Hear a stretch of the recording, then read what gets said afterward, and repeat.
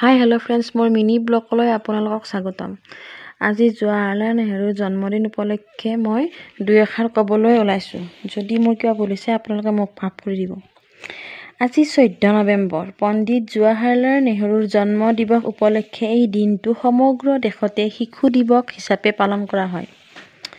পণ্ডিত জৱাহৰলাল নেহৰুৰ 1889 চনৰ 14 নৱেম্বৰ তাৰিখে জন্ম হৈছিল এলাহাবাদৰ এটা বিশিষ্ট ব্ৰাহ্মণ পৰিয়ালত। তেওঁৰ পিতৃৰ নাম আছিল মতিলাল নেহৰু আৰু মাতৃৰ নাম আছিল স্বৰূপা ৰাণী নেহৰু।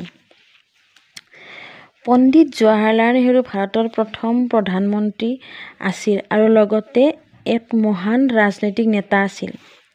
তেওঁ ভাৰত স্বাধীন সংগ্ৰামত গুৰুত্বপূৰ্ণ ভূমিকা লৈছিল। নেহৰুৰ নেতৃত্বত ভাৰতৰ স্বাধীনতা লাভ কৰে সত্ত্বেও তেওঁ দেশৰ আধুনিকীকৰণৰ ক্ষেত্ৰত যি অগ্ৰগতি সাধন কৰিছিল সেয়া চিৰকালৰ বাবে স্মৰণীয়।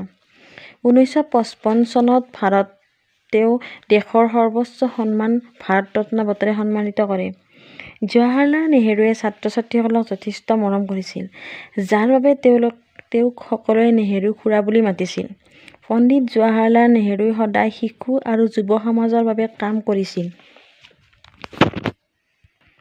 15 বছৰ বয়সত ইংলেণ্ডলৈ গৈ শিক্ষা লাভ কৰে আৰু পিছত কেম্ব্ৰিজ বিশ্ববিদ্যালয়ৰ পৰা উচ্চ শিক্ষা গ্ৰহণ কৰে। 1912 চনত নেহৰুৱে ভাৰতলৈ ঘূৰি আহে আৰু 1916 চনত কমল কোঁৱৰক বিয়া কৰাইছিল। ইন্দিৰা গান্ধী জৱাহৰলাল নেহৰুৰ জীয়ৰী আছিল।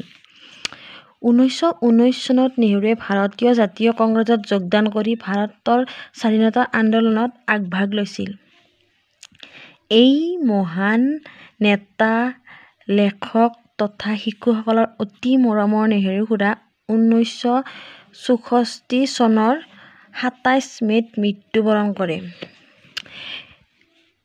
সেই পৰ্যন্ত সংসদৰ সৰ্বসন্মতি মৰ্মে 14 নৱেম্বৰৰ দিনটো শিশু দিৱস হিচাপে পালন কৰাৰ সিদ্ধান্ত গ্ৰহণ কৰে। ঠিক আছে, মোৰ ক'ব লগাখিনি ইমানেই। আপোনালোকৰ যদি কিবা ক'ব লগা আছে মোৰ কমেণ্ট বক্সত কমেণ্ট এটা কৰিবলৈ নাপাহৰিব। জয় আই অসম।